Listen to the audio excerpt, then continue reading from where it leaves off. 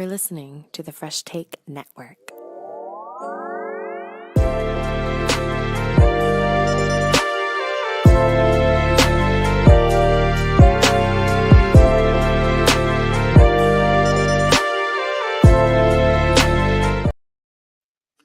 What it is, what it do? Welcome to Fresh Take, the rundown. Joshua Adam Lamar with the town sexy, dangerous Devonier. It's Devon Seal.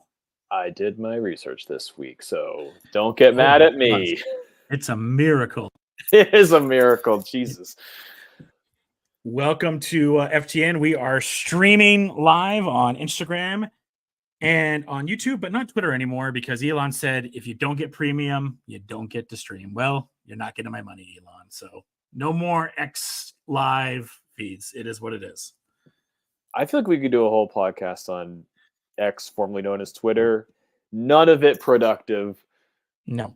We're just going to skip over it. Exactly. All right. So first off, how was your week, sir? I had some ups and downs.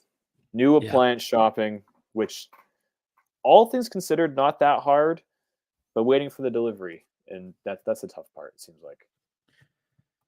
We got Coach Abdel on here. Happy birthday to him, by the way, today. One of the best coaches in Canada. His birthday today, so happy birthday to him. What's up, bro? All right. So the big thing this week, Dev, was D23, and a lot happened. We had a legend ceremony, which was really, really rad. We got new Pixar stuff, new Disney stuff, new live action stuff, new Star Wars updates on stuff, Marvel updates on stuff, and some new Marvel stuff, and a continuous disrespect to the Muppets because nothing new Muppets. Until they hire us. God damn it. Yeah. Hopefully you have a list. So I went through and watched like a lot of the trailers. I watched a lot of the teasers. I know that there was like one or two things that were leaked. I don't know if what I watched was leaked or not in some instances. I think Thunderbolts was leaked, but I did not watch that just to get ahead of the curve. Yeah, I ended up not watching anything leaked because I'm at a point now. It's like if Disney doesn't want me to see it, then I can just wait for the trailer to actually be released. And you know what? Sometimes like these YouTube videos, like the audio is all off. Or like in one case, I thought I clicked onto a Captain America trailer, then it was just like still images, which was kind of weird. So that was a weird 10 seconds lost in my life. Yeah, and Disney was pretty quick to take the stuff down. Like the Daredevil trailer was on and Thunderbolts, like you said. And I'm like, at the end of the day, I'll see this stuff eventually. And now part of me is also just like, one of these Marvel or Star Wars trailers, I really do not want to see anything. Yeah, it's a I really do kind of want to go into like these movies, just not seeing anything. I am becoming a little bit anti-trailer because even for like Deadpool Wolverine, which now that, they're just spoiling everything, they had X23 in the final trailer. And it's like, cool. You know what would have been really cool? Being surprised by that. But okay, thanks for telling me that Daphne Keane is in the movie before the movie was out. Well, didn't one of Matthew Bellamy's guests on the town talk about this and how like a lot of these things are, I mean, at the end of the day, it's all business stuff, right? Mm-hmm. So like they know that by introducing something like that, like in the last trailer, they're going to get an extra bump in popularity or people who want to see it. And even though there's the down, you're right, like the downside is that, okay, I wish I would have seen that in the theater and not on my phone or my iPad. There is a benefit to them for like slowly dripping things out, or what happens is it gets people who were like on the fence about seeing it to then finally commit to it. Yeah. So not a fan of that. We did get a few trailers. We got a bunch of announcements. So we're going to talk about it all here. This is a really only D23 today. So we are going to talk about the coming movies and TV shows. We're going to talk about the park attractions there, which I will have a little bit more information and insight on because unfortunately Devon's never had that experience just yet. What are you talking about? I've been to Disneyland and Disney World. I thought you said you hadn't been. No, I have. I just haven't been in like the forever. Okay, it's for a while. You'll have lots of insight then. And then we'll talk about a little bit about the legends that got nominated, and then maybe we'll filter with some side stuff. But this is particularly just for D23 that happened for Disney this week. First off, kind of Dev, when we've done this pod, we've done it for 10 years now. And, there's there was always two big events that we knew, that happened during the summer. And we kind of these are the big blowout shows that we would do, which was, the original E3, which E3 is now done, which we kind of do it for Summer Game Fest, but Summer Game Fest is not particularly the same as what E3 was. And then the other one would be for Comic-Con. And now D23 came along. Yeah. And I would say comparatively to what Summer Games Fest was this year and what Comic-Con was this year, D23 didn't just blow it out of the water. It was like a tidal wave. Well, okay. First of all, I'm going to say this one time. I'm really looking forward to all the National Geographic content they announced at D23. They actually did announce a did they handful. Really? Oh my goodness! Yeah. I don't think I've ever clicked on the Nat Geo tile in Disney. I know when we first got Disney, only thing I did. Only thing is the Hemsworth thing that I've done. That's the only thing. I could not tell you literally anything about the Nat Geo thing other than this is true though. This is so true. Wow, I can't believe we're starting off with National Geographic news. I thought it was just some I don't know why they had some David Blaine show that's on there now. You know what? I think if Disney was kind of smart, I'm sure they are. I'm sure they thought about it. I would turn Nat Geo into what the old Discovery, old TLC channels were. And I not like the 29 kids and counting, not the 600-pound life stuff, but remember the ER emergencies, remember some of the garage stuff, to be fair, National Geographic is where Top Gear should have went instead of Amazon. Yeah. There's a money thing involved, and I know Amazon way overpaid those three guys, but I feel like that fits better than. But different story. You're not wrong. I don't think I've gone to the National Geographic. I saw the Hemsworth, an episode of the Hemsworth show. That was it, though. But I didn't remember when you and I talked. I'll watch some National Geographic stuff. That was a lie. I mean, under the consumption of certain narcotics, maybe it would be awesome. But or the other thing that you would do as a business practice, kind of what the. Jumping on the back of the Goldblum thing is just give celebrities. The Goldblum show was on there. I watched that. That's what I'm saying. Just give celebrities travel shows. The Conan O'Brien one should be on Nat Geo. The Ewan McGregor one where he drives on his motorcycle with his brother, that should be on there. If it, I don't know what channel it was on, but I would kind of be interested in some of these, some of these more topical celebrities to then go do blank XYZ. We got a long live Top Gear comment from our fellow podcaster for F101. He just dropped a great F101 pod. You can go find that here on FTN. But Top Gear. One of those. We'll have to get Kelsey maybe to do. Maybe you and Kelsey can link up one time and do a Top Gear reminiscing pod one time.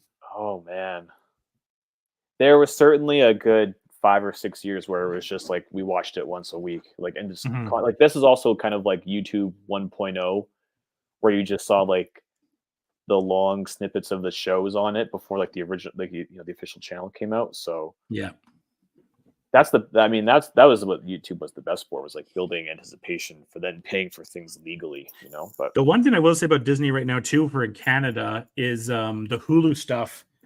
Since they're the major merger they've had there, now with Star, if it's on Hulu that week, it's right here. Before, if you remember, it's oh, maybe it'll be there eventually. Now if it's on Hulu that week, it's in Canada on Star that week. For example, even with Solar Opposites, you'd maybe get 3 episodes and then you'd wait, whereas at Hulu they would just binge it now. This week Solar Opposites comes out, you binge it. And same with Futurama. Futurama is doing weekly episodes, but they're all there every single week. And then we'll have that with Murderers in the Building, which sure, I guess we'll review. If you're still tuned in, good for you. What the Bear? Did the Bear have a simultaneous release? Because season 2 in Canada, not season 2. Season 2 was 3 weeks delayed. Yeah, but here in season 3 was same time, right? I think even with Apes as well, that launched the same time that it did on Hulu. And you just saw Apes. You mentioned a couple days ago. Apes was that series is so good. I don't understand. Like, we've talked about this many times over the last 10 years. First of all, that's one of the most underrated franchises, and we're not talking about the old ones from the 70s. We're talking about this contemporary version. The formerly Matt Reeves one, and now the next trilogy now. I don't understand why they're so good. Like, I just don't like the pieces like don't really make sense, and yet because we've seen 3 or 4 of them now, and this is the 5th one. We saw 3 in the theater. We saw the whole trilogy in the theater. This is the 4th one, right? Yeah. I have no idea, but like I like them. Yeah, I mean, the 4th one was great. It's probably out of the summer movies I have seen. Honestly, it's other than Inside Out, probably the best movie I saw that was from the summer this year. Well, everyone seems like everyone saw Inside Out, so except me. Yeah, I'm actually wondering if Inside Out's going to get Oscar nominated. But if Boy and the Heron didn't, then I don't know. I mean, I guess it depends on the movie. No, for like best. Oh, best picture. Oh, okay, yeah. Yeah, because I think we've talked about this before. There's been like 3 animated movies that have been there, and we're going to be talking about another one that will be pushing for that award as well in a second here, and it's definitely going to make a lot of the monies and probably pass Inside Out as far as the monies go. Well, I think one of the things that they could do or should do, I mean, the Oscars all award shows are in a kind of a weird space right now.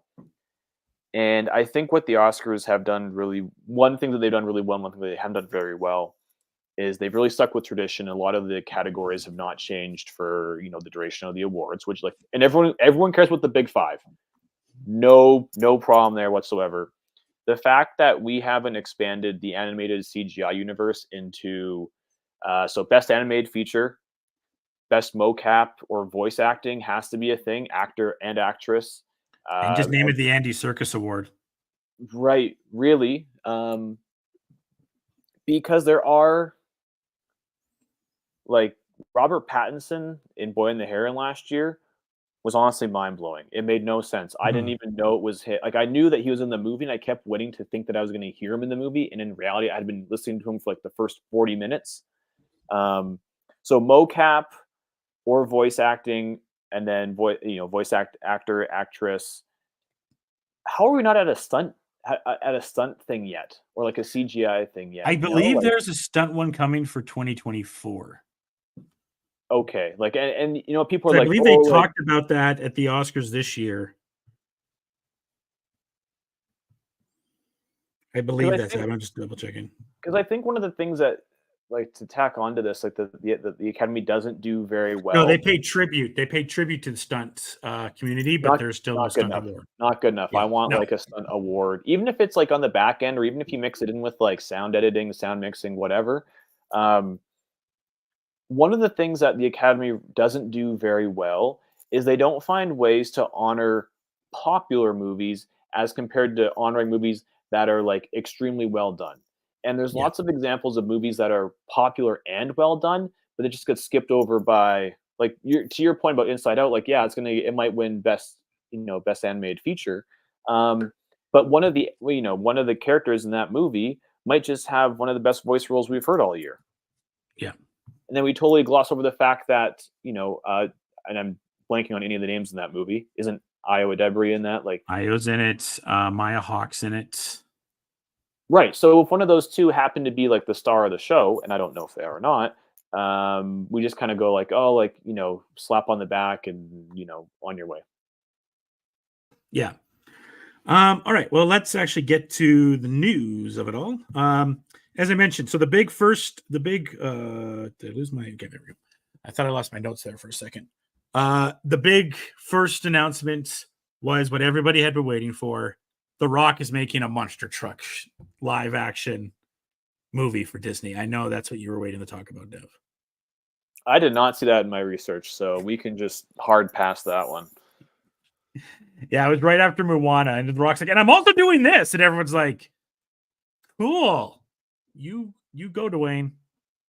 So I have lots of kind of thoughts and feelings of some of the big announcements. So like, I'm excited to talk about some of these. So the big one, they started off with Moana, which again, I've been a very sour grapes that it came out like literally like 3 days after a box office draft, because who knows, maybe Adam would have taken it with his first pick instead of Deadpool Wolverine.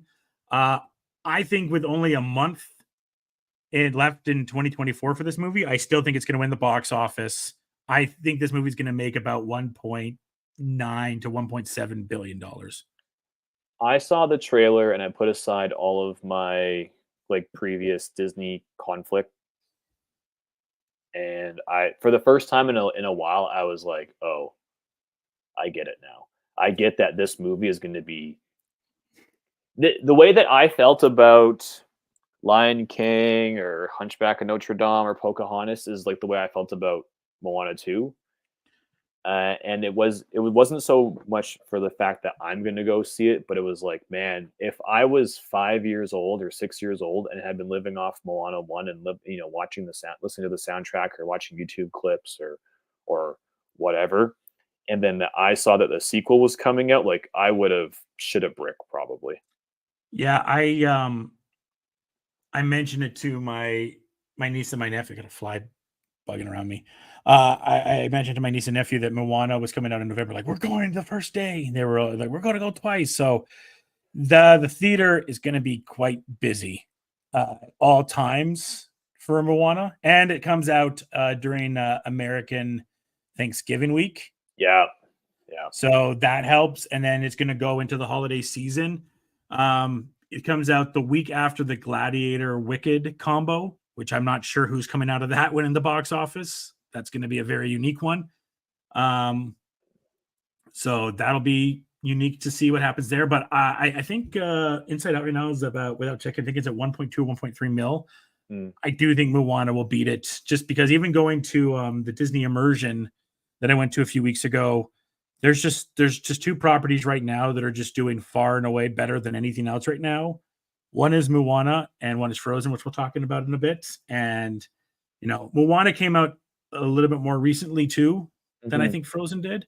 And yeah, people are just ready. And, it's a hell of a soundtrack too. I don't know if Lin-Manuel Miranda is back on this one or not. I didn't see that on there. Yeah, we got AI for that now. But it looks super fun. They're obviously focusing on Moana's little sister a little bit more in this one. You got Maui back with Dwayne Johnson, and I think like a year or 2 years after this, then we're going right to the live action Moana. So, and they just opened the Moana attraction at Epcot this year, so they're riding everything with Moana really, really high right now. It checks a lot of boxes, and I'm basically saying a lot of things that people have been saying for many years about this property, but I'm kind of seeing for the first time with my eyes open. Like, man, it checks so many boxes. It hits a culture that's been underrepresented, but then you could do a lot of interesting things with. You're right about the big stars, and then to cap it off, like there's just every 4 or 5 years, there's just a property that just the youngest generation is going to latch onto. And the kids who are probably 10 to 15 are probably either into Frozen or Despicable Me or both. Just kind of like how we were obviously like in the Disney Renaissance, which like was a new movie like every 2 years. Yeah. But between so pick your favorite Disney movie, and then it was Shrek. So we all have like a favorite Disney and a favorite non-Disney movie, and it's I'm really happy that there's a bunch of kids now who can say I like Despicable Me and I like Inside Out, or I like Moana and I like Frozen. And if you just happen to fall in those age ranges, like I really see now,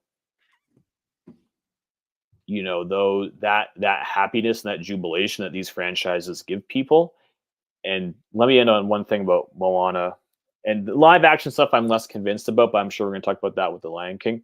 The friggin' coconuts, man. Those things are going to be everywhere. Those things are great. That's their answer to Minions. They already had those coconuts in the first one, and they didn't blow up as much as they would. It was kind of like, in a little bit, what we thought the Porgs. Well, I thought the Porgs would be, and I definitely miscalculated what the Porgs ended up being. But maybe they'll grow a little bit bigger with that. I mean, it's interesting. Seem like they're going to be a big smash hit this year. I do think Moana did good in the theater, but I do think it did better also when it went to home video and then onto Disney Plus afterwards. Yes. It's so weird to tell with some of these things. Like Frozen did so good when it came to the theater, and then getting on DVDs and Let It Go became an earworm everywhere, right? Like I look at something like Encanto. Encanto didn't get big until it went to Disney Plus. Now, obviously, that had to do with There it you coming go. out during the pandemic. So that was a big part of it. But it's interesting to see where all this goes. The correction, by the way, the Dwayne Johnson project is called Monster Jam, and it's a movie about monster truck drivers. To tack onto your point a little bit, when some like these things are also became cultural icons also because of the timing that they came out in. Yeah. When Frozen came out, music streaming had just hit its stride. And You're right. that is why every kid wants to sing Let It Go, was because it was just at their fingertips 24/7. They didn't have to buy CDs, they have to wear CDs out or wear tapes out or fix a tape or whatever. Like they just had to say, Alexa, play Let It Go, and just like boom. And then to your point about what was the second movie you talked about? Sorry. Encanto. Oh no, it was not Frozen. It's The other one Encanto. too. Yeah. Okay. Well, the other one too is also the idea of streaming hitting its peak. Yeah. The rewatchability. I think Moana kind of hit Moana. I think I was talking about Moana a little bit. Like Oh yeah, Moana. The DVD sales for Moana were probably terrible. But I think Moana was like one of the first big Disney properties that hit streaming, right?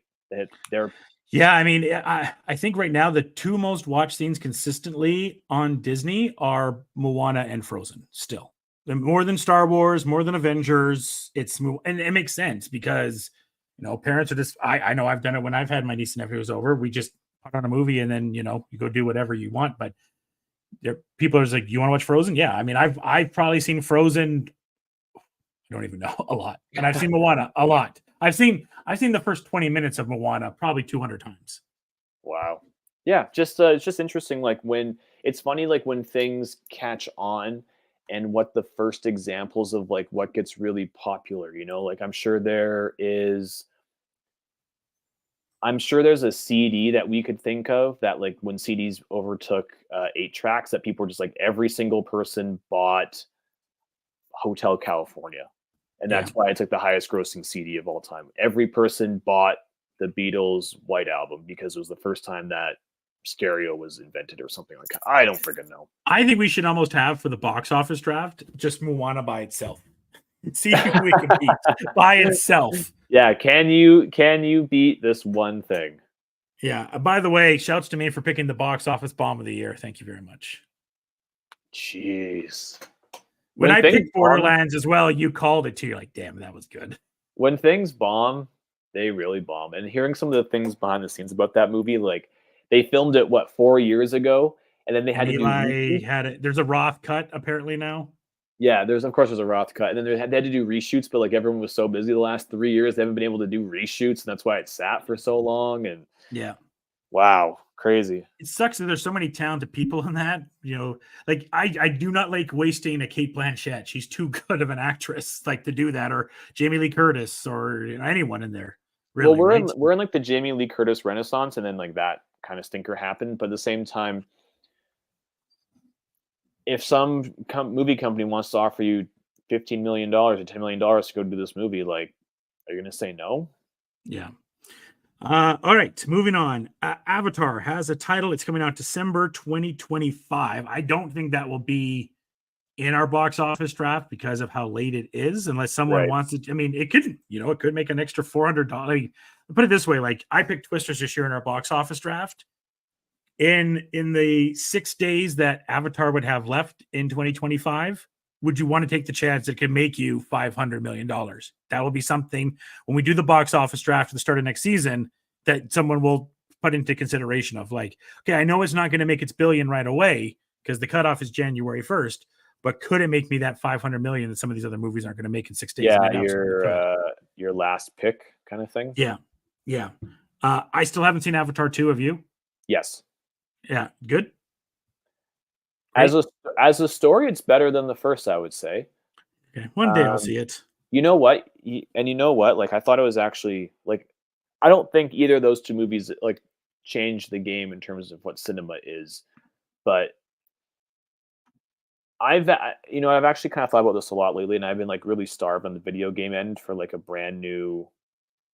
I want something that's brand new that no one's ever seen or done before. That just like I have to try this, And Avatar as a film franchise kind of scratches that itch where, and especially the second one where it's like the sequel, kind of like, Super Mario and Super Mario Land 2, Super Mario World 2, whatever version you want to talk about. Same kind of idea where took the mantle from the first one, whatever you liked about it.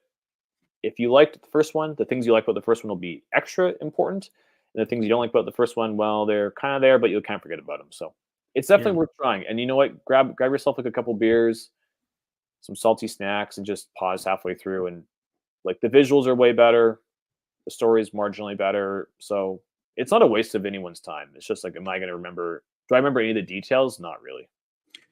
We got a logo for Dream Productions, which is a show that's going to be based on Inside Out. For those that don't know what this is, in Inside Out, they kind of have like a side story about how your dreams are made. So there's going to kind of be a separate Disney Plus show about that. So I think that could be kind of cool. You know what? You're speaking Greek to me because I haven't seen Inside Out 1 yet. So yeah, so I'll just I was really hoping for another season of Monsters Inc. Monsters at Work, because I really did like that this year, as I mentioned. Right. Like, It's not going to didn't get nominated for an Emmy for Best Animated Show because we've had a lot of good ones this year between X-Men and Cape Crusader and, a bunch of good anime and Clone High and a bunch of good stuff. But, I did like the Monsters Inc. And coming to Disney Plus December 6th will be Pixar's first ever TV show that's like an original TV show. Win or Lose, which is like this baseball show, and it has Will Forte in it. So you had me Will Forte. Will Forte. Yeah. Wow, I'm surprised it's actually taken them this long to think about doing a TV show.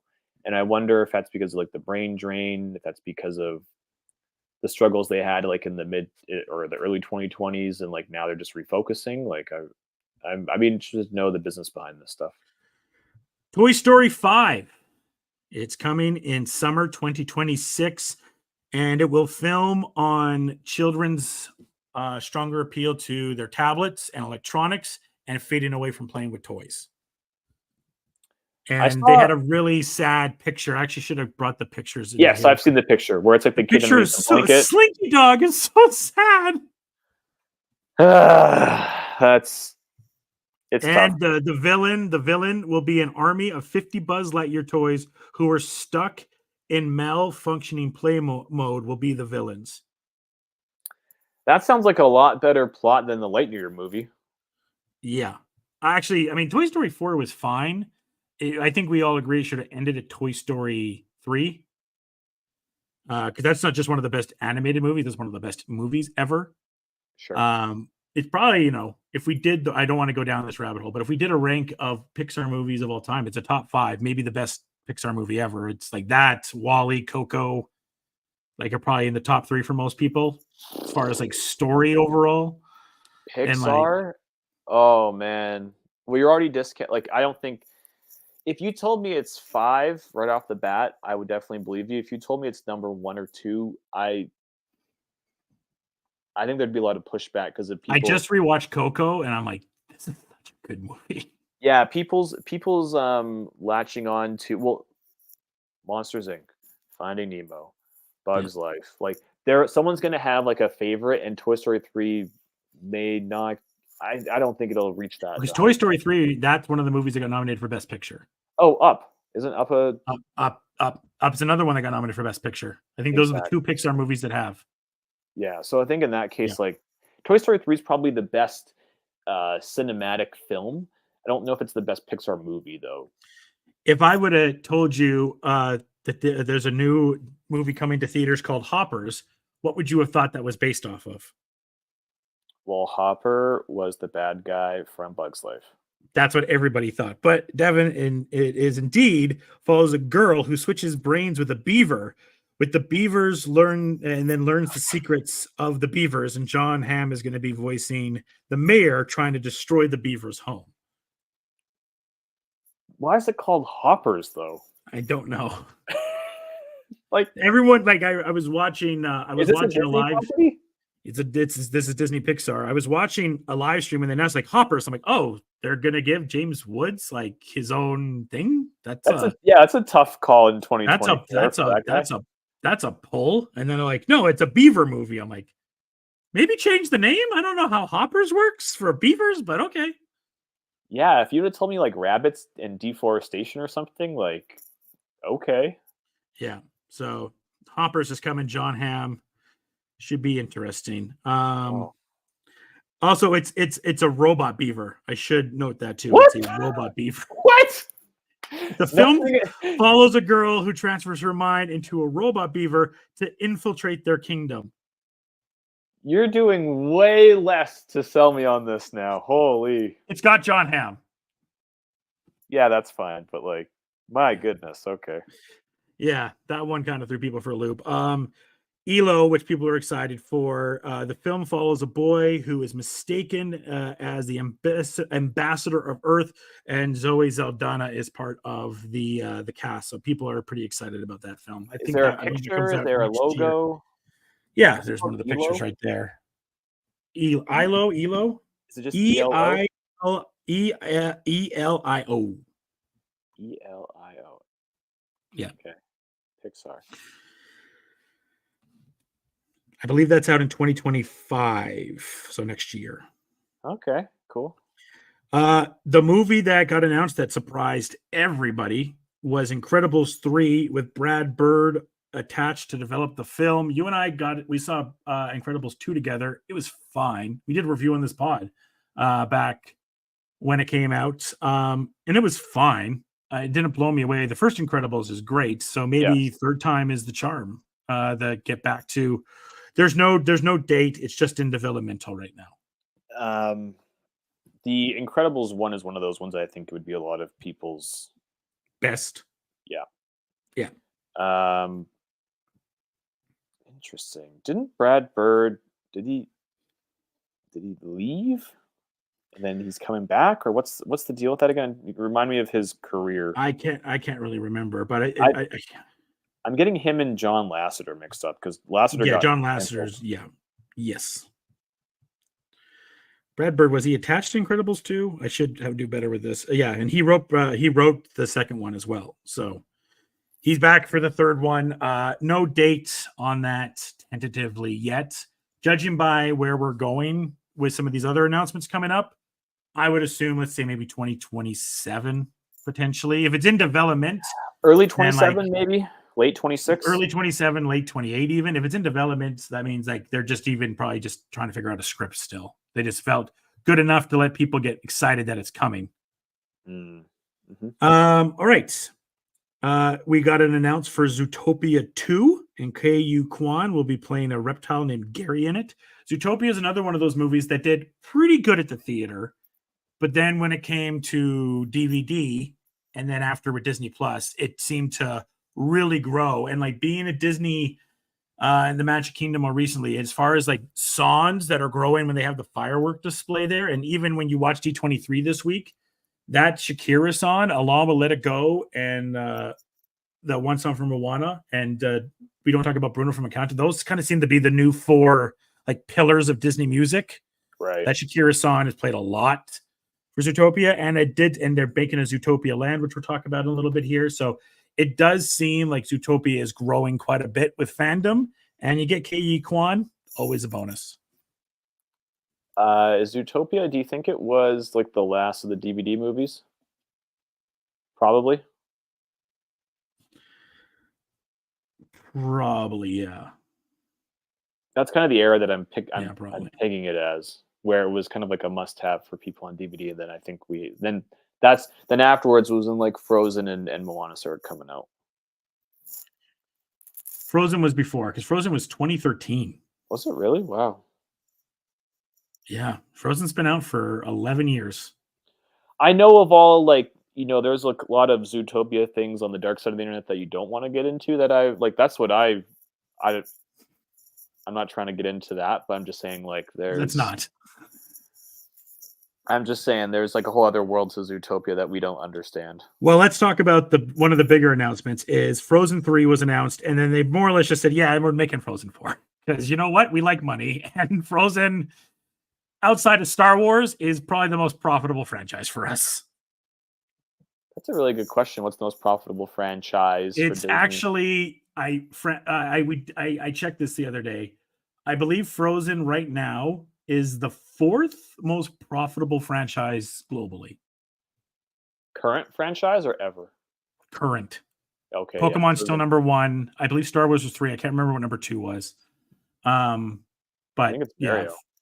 I think it is Mario. I think you're right. But yeah, Frozen does better than anything Marvel does. I think it's actually ahead of Star Wars in some regions as well. Well, after I the mean, last few friggin' things, how could it not be? Jeez. Frozen is just, yeah, it's at another level. It's at another. I don't think, even in our lifetime, with however big Beauty and the Beast got, or Little Mermaid got, or Aladdin, or whatever, nothing has been as big as what Frozen is. It's ginormous. But we also didn't have social media and the idea of memes and YouTube. With YouTube. I mean, go look at Let It Go views on YouTube. That's what I mean. Like, you're telling me like a song from Aladdin or like Can You Feel the Love Tonight? Like, this is true. Wouldn't just be bananas. I'm actually going to see how many on Let It Go. How many views do you think Let It Go's had on YouTube? It's been on there for 10 years. 3 billion. Wow, good job. 3.3 billion. Nice. Yeah. 3.3 billion for Let It Go.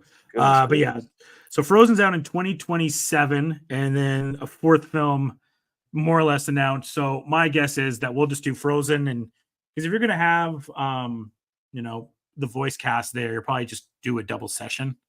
Yeah. So you'll probably they're all relatively young, so it's not like you're gonna run into any kind of timing issues. Yeah, so you'll probably do 27 at the worst, 29 for these. Yeah. That's my guess. So I love the art style too. I'll send you this one art style that they had. I don't know directly if this is just mock art or not. I'm texting you this one right now. Okay. But I love the art style they have for a preview of the next film. I don't think, again, they'll do this, but it's really cool because it reminds me of like the 1960s, like Sleeping Beauty type of animation. Oh, yeah. It's gorgeous. That's amazing. That a movie like that would be really trippy. The cell animation is basically what it is. It's all layers and layers. Yeah, and it won't be that, but I was like, that's awesome because that's like like Sleeping Beauty. Like, I'd love if we could go back to doing that type of animation for some stuff. Someone will for some project sometime, and it's gonna go crazy and it's gonna win a lot of awards. Then they did a little bit of theater stuff. I believe they announced a Hercules on the stage. So if I can go anywhere to see that, 100% we'll see that. So I would love to see Hercules in the theater. And then they also announced a musical stage adaptation of The Greatest Showman, which I gotta be honest, I'm surprised that hadn't happened yet. Really? Well, good for them. Because remember, that soundtrack was up there for a while on iTunes charts I've never seen Greatest Showman, but I know like that was up there for a while. Yeah, I think it had a moment. I know, like, I have some family members who are really big into musical theater movies. Yeah. And The Greatest Showman is like the new Mamma Mia for them. Amazing. Then we went to the Lucasfilm Star Wars side of things. And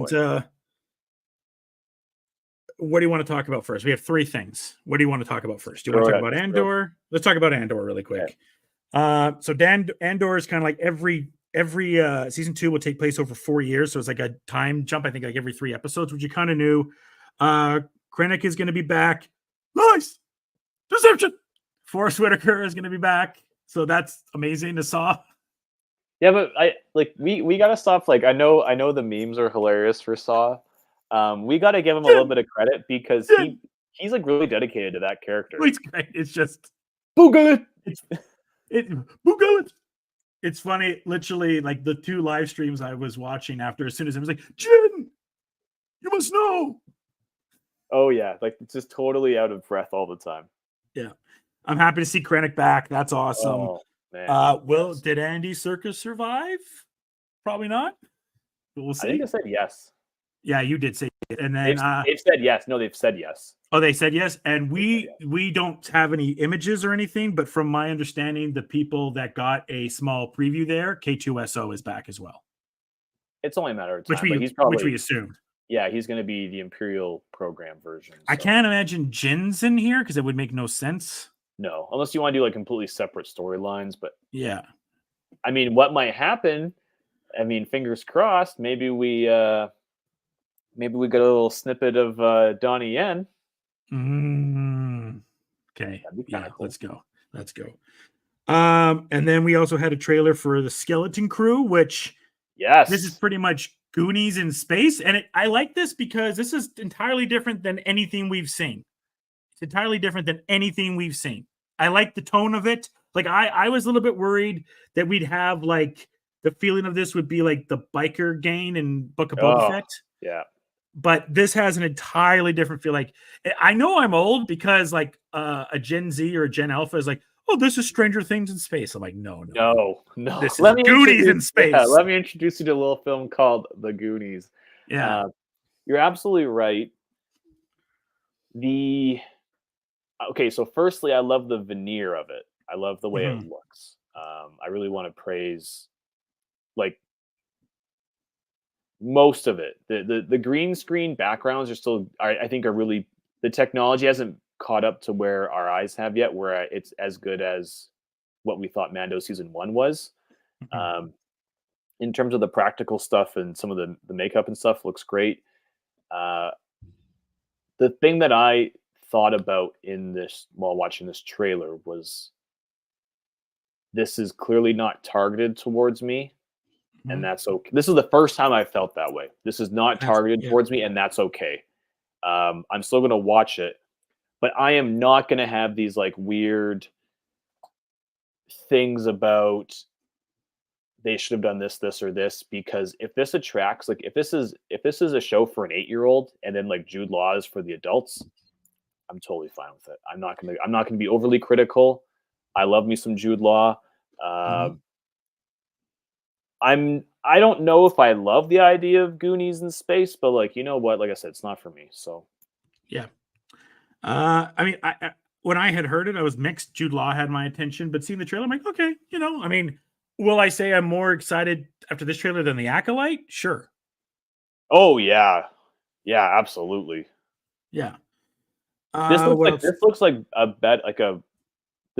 better job than Acolyte did from the same time period.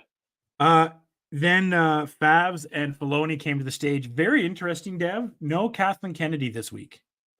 I think that had to be on purpose. Do they want booze at D23? Because that's how you get booze.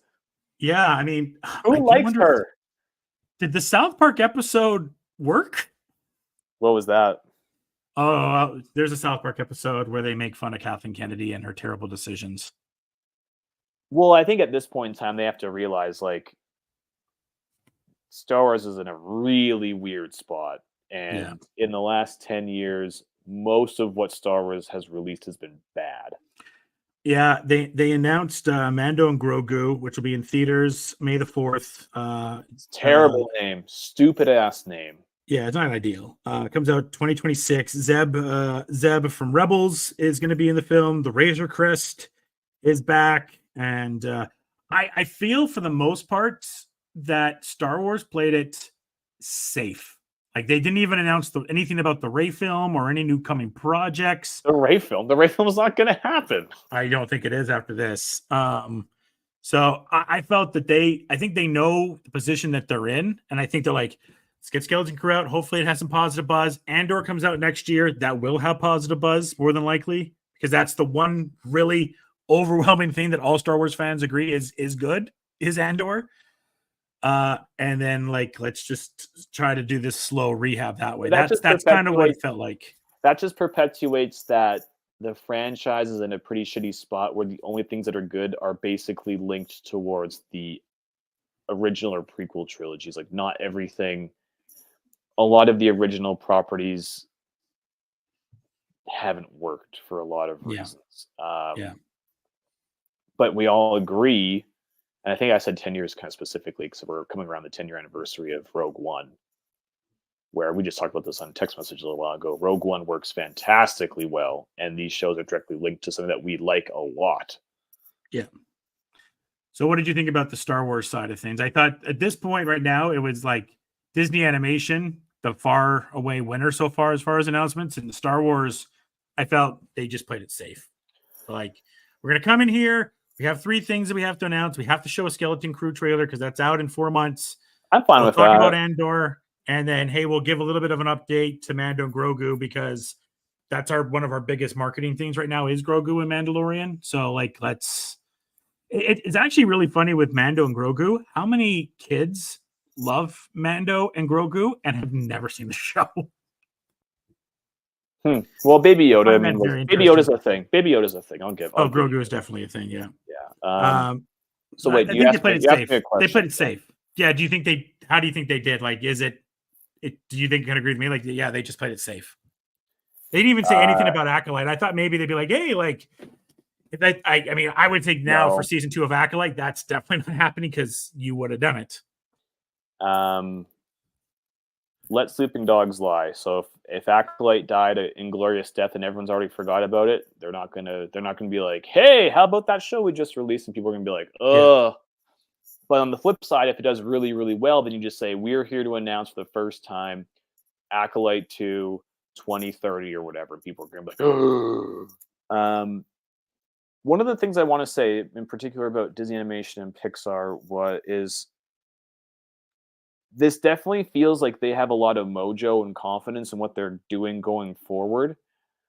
The one criticism that I have about D23 is the lack of shine on original properties.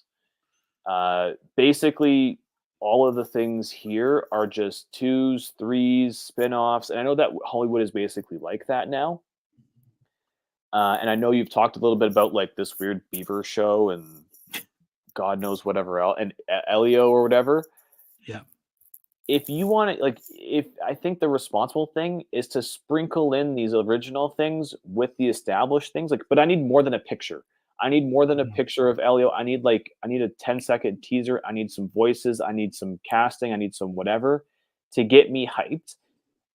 Like, if you're going to tell me that, Frozen 3 comes out next year, but Elio comes out the year afterwards. Like, I want you to build me up that way to give me, I need you to give me little treats to then get ready for the big things coming up. And I think that these things, especially Disney Animation and Pixar, really just said, we're going back to the well, because then eventually what's going to happen is one of these movies, and I'm not going to tell you which one because I have no idea, but Frozen 4 might flop. Maybe not commercially, but we are going to start to get diminishing returns out of Toy Story 5 only made $250 million. And people are just kind of tired of these tentpole franchises. And because we haven't done enough to stagger the good stuff in, we have to, Disney Pixar already went through this, that Star Wars is going through right now, where it's this is a quiet reset for Star Wars. They're not, they didn't announce shit because guess what? All of their plans got scrapped and they're redoing everything literally right now as we're talking. They're having meetings every single day being like, how can we make something good? Well, I think you hit on it perfectly because I think a part of this is Iger, right? JPEG came in, made decisions that hurt them. And now we're Iger's probably like, hey, you know what works? Frozen, Incredibles, Moana. So they have Grogu. This is what works. So let's go to what works. And then let's kind of bring it back. Yeah, I think what's happening now, you can clearly see, is that Iger is like, okay, we're gonna make some quick hitters here. That's gonna make us a lot of money. And in the 3 to 5 year range, and in the 5 to 7 year range, boom, original, and then the occasional sequel. Star Wars, though, they're late to the party on that, so that's why they're quiet. And I imagine D23 next year being like, okay, we're gonna have a trailer for Mando, we're gonna have a trailer for Boba Fett season 2, we're gonna have blah blah blah blah blah. Probably Ahsoka season 2. I was surprised there wasn't even an Ahsoka announcement. I thought Ahsoka would be. Are they even sure they're going to do an Ahsoka season 2? That's the thing. Like I said, I think they know the position it's in right now, and they're playing it safe. Marvel, kind of a lot of the stuff we saw from Comic-Con, so there's not a lot to talk about. We did get confirmation that the Celestial that it's being mined for antimantium.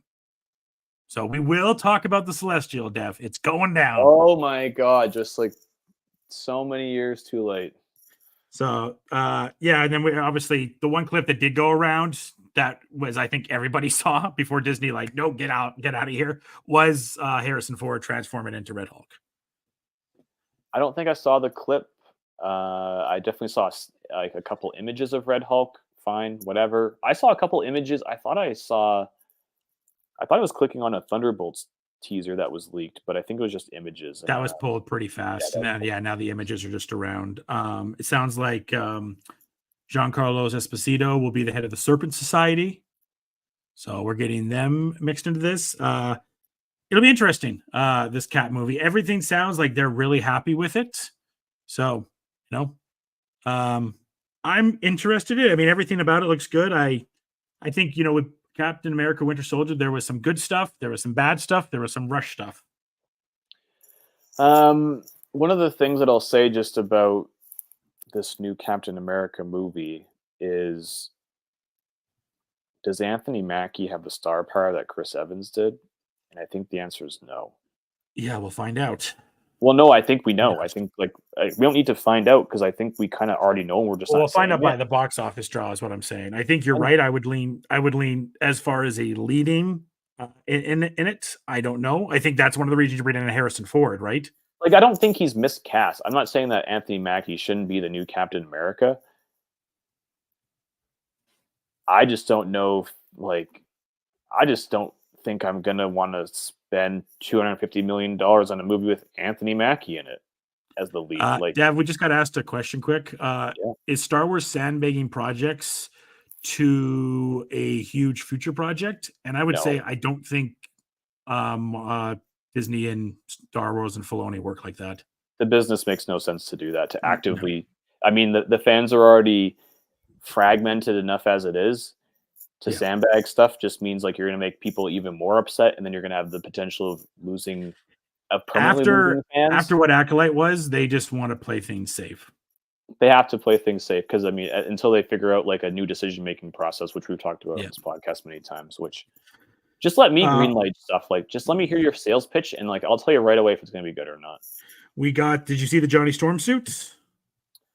I thought I did. I'm sending it to you in case you didn't. I like it. I know some people freaking hate it, but it's the 60s. So it matches perfectly to like a 1960s suit. Yeah, I'm fine with that. That's literally not a big deal for me. I'm fine with it. They didn't talk too much more, so we got that. Why are they eating? That's the dumb thing. Like, I think that's one of the because they literally just started shooting last week, so they must have like a dinner table scene. So yeah, I guess. But even Eben just looks like so pissed off to be there. Or is it? I'm just gonna be a pile of rocks in this. So yeah. Then the big news was Daredevil. John Bernthal's back. Season 2 is already getting ready to begin shooting. So I saw this trailer. Was this leaked? Yes, it was leaked. Out? Okay, I saw a very, very, very good quality, such a good quality trailer that I thought it's the real thing. Okay. Hey, if you like the Netflix shows, here's some more. This is pretty much, originally when Chapek was there, they had a show that was done. And then Iger came in as like, this sucks. They scrapped it, yeah. Give Feige the reins back because Feige wasn't in charge of it. And they just redid everything and made it more like the Netflix one. I heard that I heard they reshot like a vast majority of it. And Feige wasn't in it at all. Like none of the original characters were in it. So now this is kind of like more or less still in that world. And now you have Frank Castle back. It sounds like Jessica Jones is in this as well. You and I kind of stopped watching the Daredevil after season 2 for whatever reason. I think we just kind of got worn out by the Netflix stuff. I'll tell you, I never watched it, but you never watched any Daredevil? No. Oh wow. And I don't think it's not a fault of Daredevil, the character. I think I was just at a point in time where I just wasn't really interested in like the. It was at a time where even good Netflix properties looked kind of B quality, and I just wasn't interested in that. And I think at the time, like we were watching 1 or 2 movies a week for like 2 years. The movie quality was like off the chain. we were definitely into movies way more than we were TV. So I just didn't feel very like I had Breaking Bad, Mad Men, and we watched a shit ton of movies, and like that was it for me. Yeah. I am excited to see seeing Bernthal on the stage. Like this guy just has an aura to him that I just can't explain with Bernthal. It's weird because I had recently rewatched Sicario within like the last 4 months, probably one night, and that was probably the first time that I was introduced to Bernthal without knowing it Yeah, was because him. you never watched Walking Dead. No, but that was the first time I had watched him without knowing it was him. So then to go back to Sicario, 5 or 6 years later and be like, "Oh, Bernthal's in this." Even playing a bad guy, I was like, "Yeah, man, like you be a bad guy." Like I was happy for him to be a bad guy because I appreciate what he brings to characters. Mm-hmm. I like him as the Punisher. I like Charlie Cox as Daredevil. I have no problem with any of the casting or any. I have no problem with the Netflix stuff. I just never watched it. Yeah, we got Kamala Khan's dad in this as well. Is he actually like her dad in this? Yeah, he was one of the best parts of that Miss Marvel show. I like that Miss Marvel show. It was. It's and actually also, pretty good. It's actually pretty good. Yeah, and White Tiger's in this as well. So that's cool Yeah, to see what's the his debut of deal? White Tiger. But I like the White Tiger I have known is female, so I'm not as familiar with the male version of White Tiger. Whoa! I believe that's her dad.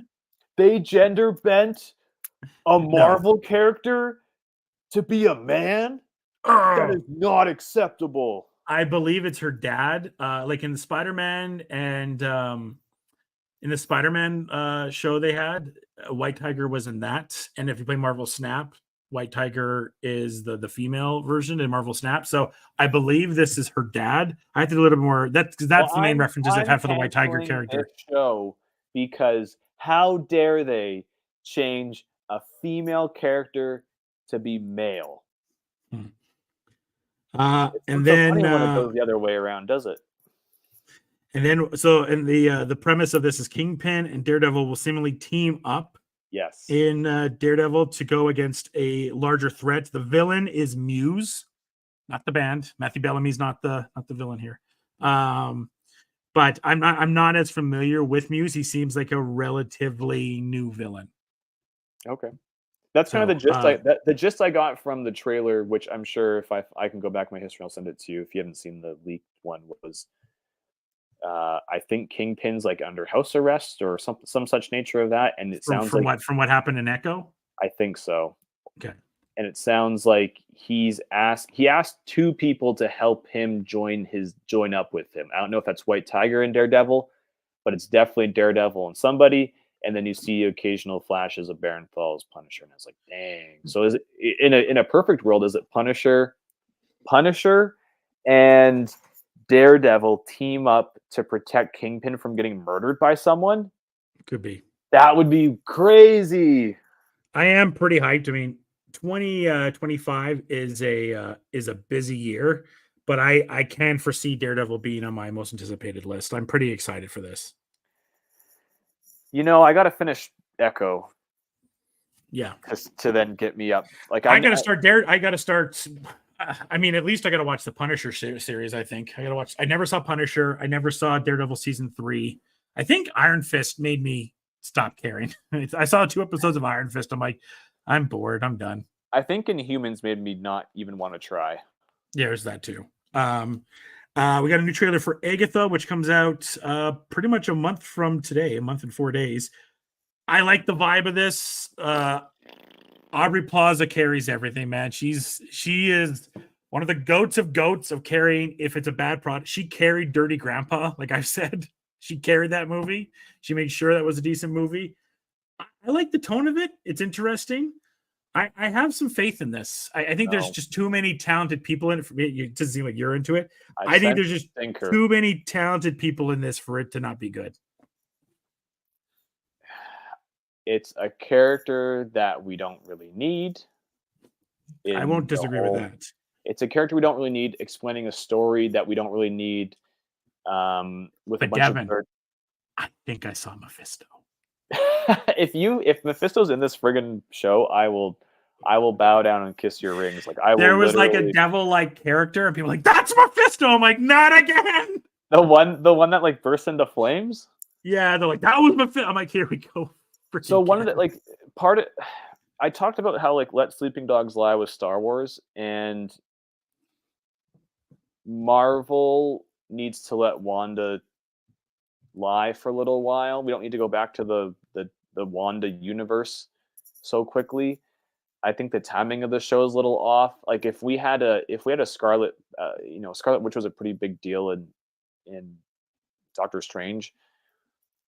This show would have been better suited to have it around the Doctor Strange show, or have it as the prelude to reintroducing Wanda or Vision. But now the timing just seems really weird because now I got to watch this, and then we're gonna jump from this to Captain America.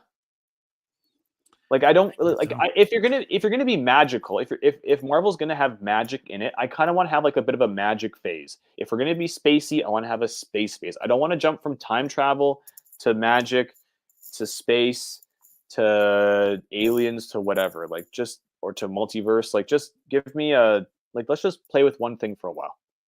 Mm-hmm. You're not wrong. So, and that ends our Instagram feed because you can only have it for an hour, apparently. We've gone over the hour mark. So, Are you saving the best for last? I'm saving the best for last. Is it what I think it is? Percy Jackson? No. No. So, Percy Jackson 2 got confirmed. Excited for people to watch that. Neither one of us watched that. And then we got Freaky Friday 2, baby. That's not it, but I'm happy for it. Yeah, I'm excited for it. I think that should be pretty fun. And then we got this guy. Oh, okay. I did see that. We got a live action Lilo and Stitch. Yep. That will make $1 million. Not $1 million. That'll make $1 billion, I think. Who voices Stitch? Is it just like a voice actor? Or is it I think it's the voice actor that did it originally. The thing is freaking cute. So they did nail that cute. part at least. Yeah, it was cute. It'll do pretty good. The live the crowd got excited, and I do like what they're doing with this Stitch. Is they're kind of doing a similar thing of what they did with the previous time that we had Stitch. Was that we you kind of have him as a disturber. If you remember in the early animation time with Stitch, they had him like infiltrate like Beauty and the Beast and the Little Mermaid and all that. So I think we're kind of doing that again. So that's fun. Cool. I'm happy for those who like Stitch. Yeah. So Stitch is back, and I'm excited about that. You got to do the rest of the podcast in his voice. Hannah. All right, and then Snow White, which has been this movie's been one of the most divisive. Yep, that's a good way of putting it. Because people don't seem to like Rachel Zegler very much. Oh, I heard the comments that I was seeing were not about her. It was about the lack of representation of little people.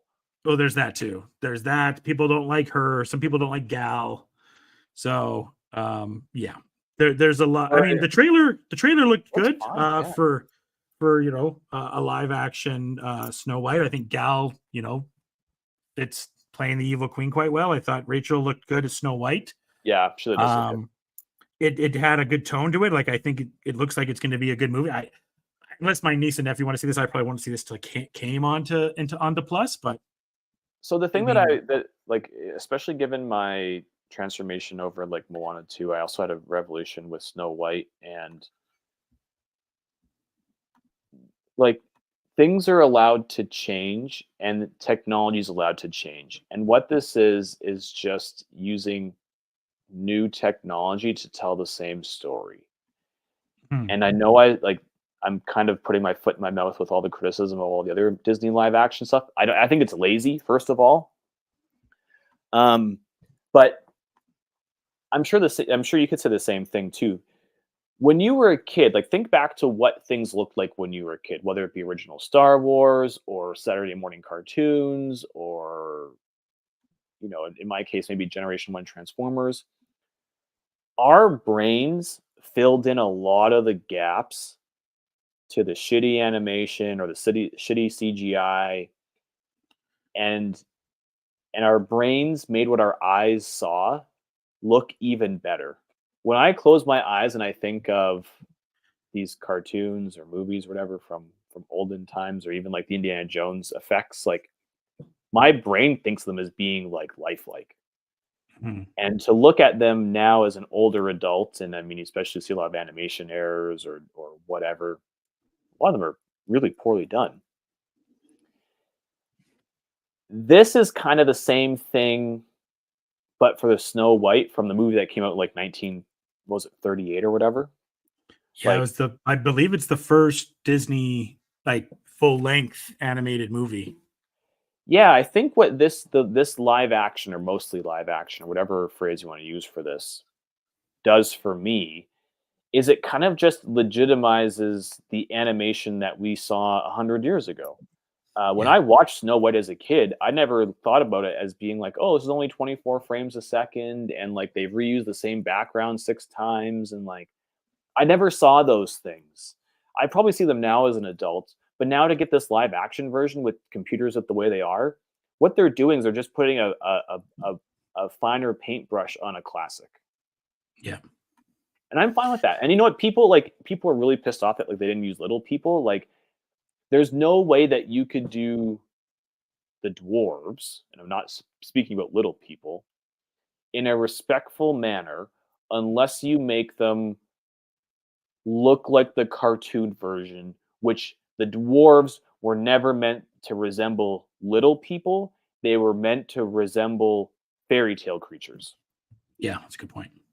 And so the live action version of the dwarves can't look like people, or else we're then going to complain about how it's, we're discriminating against little people. Mm-hmm. Well, so we'll see what happens with Snow White. I think it's going to do. It's going to be fine. Do good. Yeah, I mean, I think a lot of those voices that are going against it and don't like Rachel. I think the people that don't like Rachel is because she's like, well, I don't want it just to be like her, just like, oh, and she gets saved by the prince. So they want a little bit of a different of that cliche storytelling, which I get. It's 100 years from the original, and even like Snow White as a book, as a fairy tale, is 300 years old. Like, things. Yeah, we've had so many. We had Snow White and the Huntsman, like what was that, 10, 15 years ago. We've had all these. We had the Mirror Mirror Julia Roberts movie. So we've had a bunch of live action Snow Whites that have came out. And like I said, I think this is a monumental one for Disney just because of it being the first animation for them. So the trailer looked fine. When it comes to Disney Plus, I will watch it. It looks like every other Disney live action, but now the only difference between this movie and the other ones that have previously come out is that I'm not that offended anymore. Yeah. Well, you're not offended, right? Or maybe you are. I don't know. Tron Ares coming out October 2025. Because Daft Punk is broken up, we can't get Daft Punk music, so we got the 9 Inch Nails doing the soundtrack, and we have Jared Leto in this as well. Jeff Bridges also returns. I like Tron. I really like Tron, so I'm fine with this, and I'm fine with Tron going in new directions. So if that's 9 Inch Nails, like, give it to me. Want to hear something really bad? What? I've never seen Tron. The original or Legacy? Either. Oh man, the first one definitely feels its age. I don't think you need to see the first one to really to watch. Legacy really holds up, though. Yeah, really, I know. Legacy is one of those movies that I know you really dig, but I think I mean, obviously it's just on Disney Plus, so they click away to watch everything. So I'm excited. And the 9 Inch Nails side is pretty rad. Yeah, the industrial kind of music will be a nice little. It'll be a fitting touch depending on where they go in like the world with it. And then the final news we got out of the Friday side of things was Barry Jenkins' Mufasa, which it looks great. The story hurts my head. Yeah, it does hurt my head. The story hurts my head, and I'm confused a little bit. So Mufasa wasn't part of the tribe. Nope.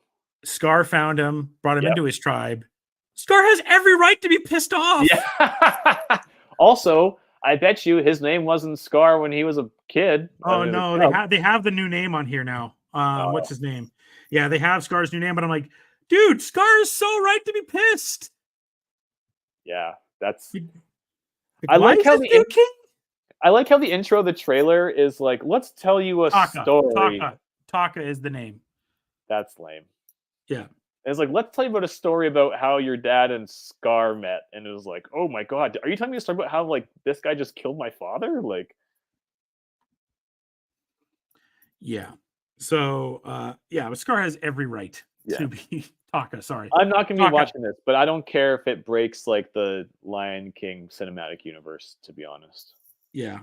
It looks beautiful. I mean, the last one made 1.5. Lion King's such a big franchise. I think Yeah. it'll make at least at minimum 700 to 800 million. It's And the it's out same during thing. Christmas. It's the same thing with Snow White that we just talked about, like, and I mentioned the kind of throughout this podcast. There's a bunch of 7 to 8-year-olds, or 4 to 8-year-olds who watched the original the live action Lion King, and now saw a trailer and they're like, "Holy crap! It looks even better." Yeah. Happy for those people, but you've missed, like, I think it's the second trailer, basically the most exciting property that I've seen in these when I was doing research for this podcast. What was that? I guess I got everything. And listen, Star I Wars. haven't got to animation. I haven't got to animation yet. Star Wars Rebuilding the Galaxy. What's that? Oh, the Lego. The Lego one. That was separately. That wasn't part of the announcement. Yeah, that looks. The second trailer. I'm in. It's 4 episodes. I'm completely in. Every single joke landed with me. Mark Hamill. I'm in. Like him. I laughed. So you agree with me that Bobby Moynihan has to take over Star Wars now? Star Wars animated, like, Star Wars parody stuff, like, yes. When Luke was like, "So you're telling me that my dad turned good for like 5 minutes?" And they were like, "Yep," and like I laughed so friggin' hard. And then the clone troopers were just all copies of Admiral Akbar. It's a trap. What? Like, so dumb. I love it. But that Lego character, the Bobby Moynihan Lego character. Oh, Jedi Bob is a real character. I know it is.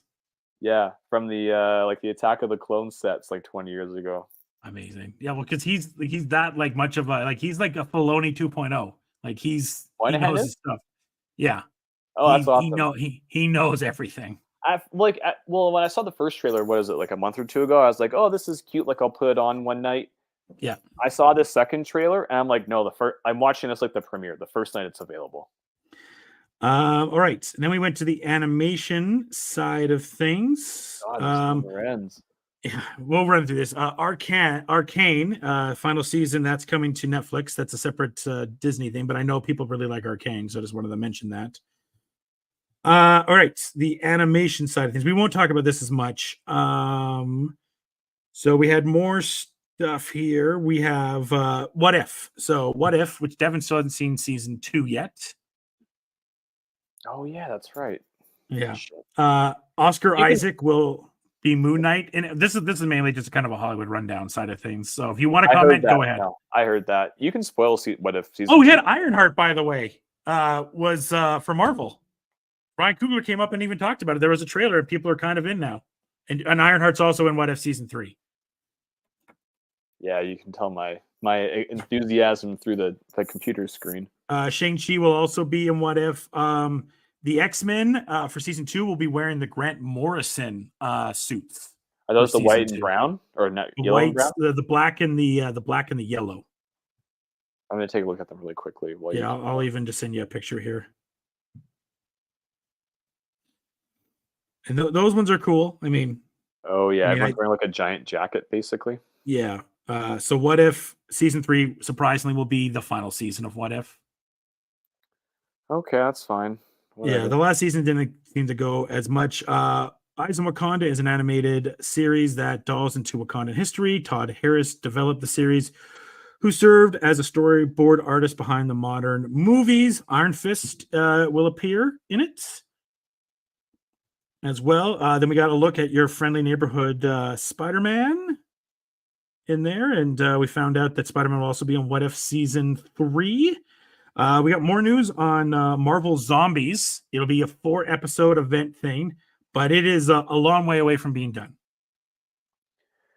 I have just kind of haven't come to this realization, but it really cemented the fact that there is really some, even in the MCU, there's some B-level superhero bullshit, and I found out I can clearly draw the line between A-level and B-level. Wait till you play Marvel Snap. What do you know about Moon Girl or Devil Dinosaur? Oh, I don't care about those characters. I mean, even the MCU, like you're talking about, That's like what I'm talking about. Marvel zombies, and it's like I'm probably yeah. not gonna. I don't give a shit. Separate from Disney, but I had this in the rundown side of things. Beyond the Spider-Verse is into deep production and will start recording lines in the next few months. Remember when this movie was supposed to come out this year? And you and I were like, there's not a chance. Yeah, they're like, this was announced in like 2022. Yeah. It's like, yeah, they'll come out back to back. And then we heard all the stuff with the animation studio and a lot of bad stuff there. And yeah, they worked like 90-hour weeks. Like, yeah, not great, Bob. What else do we have here? More Percy Jackson stuff. So the animation stuff, you really got that. All right. Some theme park stuff, which we don't talk about here very often, but this is kind of like one of the last parts of D23. Avatar Land is officially coming to Disney California Adventure. There's an Avatar part in Animal Kingdom in the Magic Kingdom in Disney World, but now in California Adventure. It seems like California Adventure is definitely taking a remodeling from these announcements this week. You know what? Regardless of what I think about the movies, which I just went on a 5-minute rant saying they were fine, that we should watch them. Avatar Land could be really cool, actually. There's a Coco ride coming to Disney California Adventure. It's inspired by Haunted Mansion and Pirates of the Caribbean. I think that could be really, really fun. Yes. Coco, I just rewatched Coco. That's one of the best Disney movies ever. Yeah. Even Adam likes it. I looked at Adam's letterbox. I'm like, if Adam likes this is a good film. Oh my goodness. Yeah, no kidding. So Disney Paris, they are getting a Lion King attraction. It'll kind of be a Splash Mountain type of ride. Okay. An animatronic Walt Disney will appear in California in 2025. Indiana Jones, that ride is coming to the Magic Kingdom. And so they're going to be taking out what previously was Dinosaur. There's kind of a whole dino world in Animal Kingdom. Yeah, and that was built around that. That's gone. That's going away. That was built from that weird Ant 3G. Yeah, that didn't do good. Yeah, it didn't do good. Yeah. So that's going. So they're going to be putting kind of a separate stuff there now, and they're going to have Indiana Jones where that one was, and then they're going to also be building an Encanto ride as well. Cool. Yeah, and then there also will be a Monsters Inc. land in Disney's Hollywood Studios. And some people are a little bit concerned where this could be because some people are worried this is going to take out the Muppets ride. Some people are a little bit worried that it might take out the Muppets ride. Nothing's been confirmed yet, but some people are a little bit concerned. But then there's this whole debate that in John Henson, when he gave the right to the Muppets, that he told Disney if the ride ever gets taken down, then the rights revert back to the Henson family and Disney loses them. So I haven't been able to get any confirmation from that from doing some minor research on that. Maybe they'll talk about that in the SNL movie with Nicholas Braun as Jim Henson. That looked kind of good. I'm not going to lie. I'm on the fence about it, but casting was good. You're a bigger SNL fan than I am. It's a big SNL year with SNL 50. Yeah. We're going to have a whole SNL pod when SNL 50 comes. So, okay. 2 new Cars rides are coming to Disney World. And so that'll be in the Magic Kingdom side of Florida. And then the big ride, the big attraction, the big everything that I'm excited for. Let me interrupt you for a second. Yeah. This has to be the roller coaster from Emperor's New Groove with Kronk and Yzma, right? No, unfortunately. People wanted it. Oh, we might get it. We might get it. Who knows? Until I get that, I'm boycotting Disney parks. We're getting a Villains Land. That's cool. So that's where people are like, "Okay, we need that coaster." Yeah. Could you imagine getting into the cars and then you just hear the voice like, "Pull the lever, Kronk," and then you go backwards and it's like, "Wrong lever," and then you just drop? Like, I'd be all for that. And then in Star Wars Galaxy's Edge is where you drive the Millennium Falcon. That ride is great. If you ride the Millennium Falcon, every other spot in there kind of isn't as fun. If you're not Like driving? If you're not driving, it's kind of not as fun. I was the gunner, and that was kind of fun, but like if you're not driving the Falcon, it's just not as fun. I could see There's that. 4 different seats in there. But the Falcon, I mean, like the gunner seats are like in the middle of the ship. So, like, did you have to go to a separate part of the ship? Yeah, so That's you have cool. like on the side there. Shanghai and Hong Kong Disney are both getting Spider-Man attractions. Cool. And then there is a Iron Man attraction coming to California Adventure. And then we have a bunch of Fortnite stuff because obviously Disney has a deal now with Fortnite. So Grogu's coming to Fortnite. Villains are coming to Fortnite. Fantastic Four is coming to Fortnite.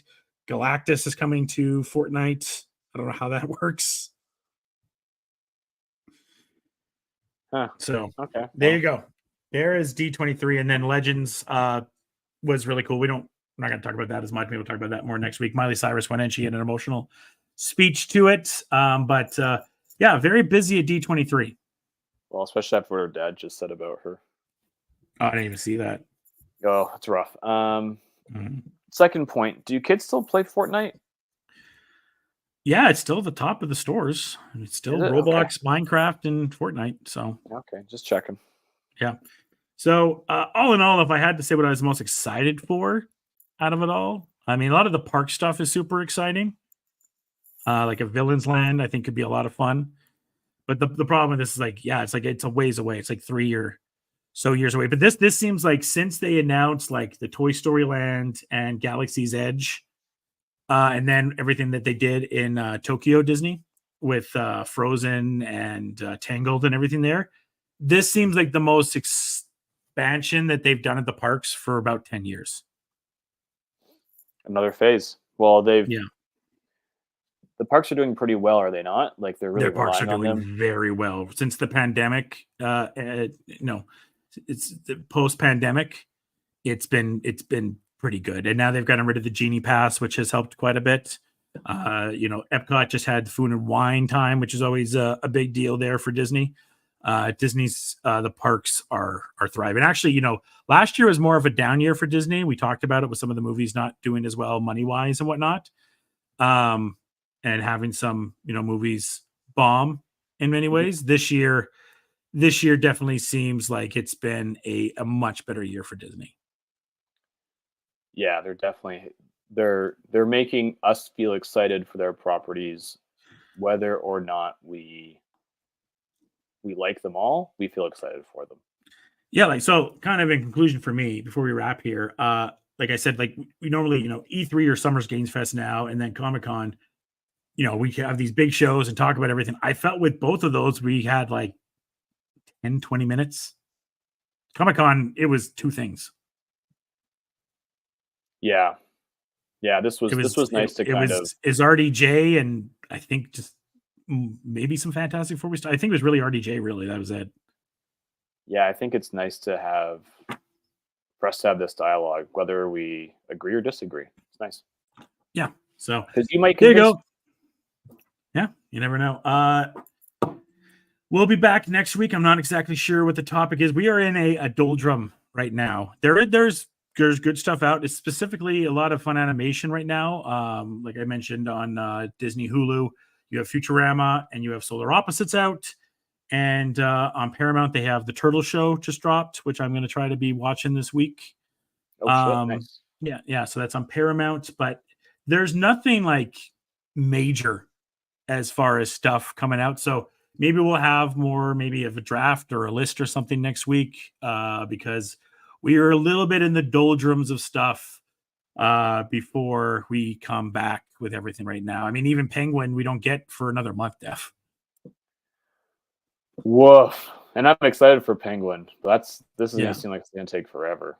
Yeah. So, yeah, there's that same time we'll have Penguin and Agatha together. I'm assuming we'll be talking more about Penguin first. I guess the only last thing I'll really talk about really quick was at the end of House of the Dragon. We didn't talk about this. They they did a preview of what's coming on HBO in the next year. And you talked about Disney playing it safe. HBO was like, you know what we need to do? Play it safe. You know what works? Last of Us, White Lotus, Sex and the City. That works. Oh yeah. Well, I heard that the House of the Dragon season 2 finale was divisive. Like, people were against it. The problem was it wasn't bad, but it was like it kind of just was like, that's it. Like, aren't we doing the war, the big battle? Isn't that what we're leading up to? And then everyone just kind of, because it was 8 episodes, and most of these, there's been a big debate, and I know IGN just did something on this. There's been a big debate about should these shows be longer again. I'm not in favor of the 21 episode shows. I think, having 12 to 10 episode long shows is good. Yeah. But some people want longer shows again, and that was kind of this was only 8. And so people are like, oh, I felt like I was off by 2 episodes. I'm like, yeah, well, So they Shogunned it, but like not as cool as Shogun. Yeah, not as cool as Shogun. So it did not. It stuck the landing, but it was just like, eh. You wanted it to exceed your expectations, and it didn't. The thing I've noticed is fans of the books or whatever this was are happy. TV viewers like myself or our friend of the pod, Nick, are like, I kind of needed more. Yeah, so, if you're a casual, you're hoping you don't have that information to go off of. Exactly. So, all right. Thanks everyone for listening. We will be back next week. And until then, folks, cheers and enjoy the day, people. Oh, yeah, I got to do the exit, don't I? Thank you for listening to the Fresh Take Network. Follow us on social media platforms at Fresh Take 42.